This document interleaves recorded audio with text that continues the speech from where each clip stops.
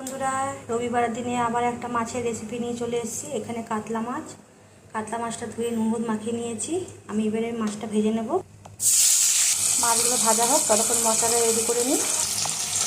মাছটা এবারে উল্টে দেবো। মাছটা ভালো করে ভাজা হয়ে গেছে, তুলে নেবো। একটু গোটা গরম মশলা ফোড়ন দেবো। এবারে কুচি করে রাখা পেঁয়াজ কুচি দিয়ে দেবো। পেঁয়াজটা খুব ভালো করে লাল করে ভেজে নেবো।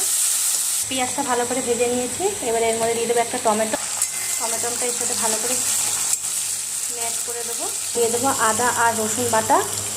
এবার দেখুন এখানে নুন আছে, হলুদ আছে, লঙ্কা গুঁড়ো, জিরে গুঁড়ো সব দিয়ে দেবো। এবার সামান্য একটু জল দেবো, দিয়ে মশলাটা খুব ভালো করে কষিয়ে নেবো।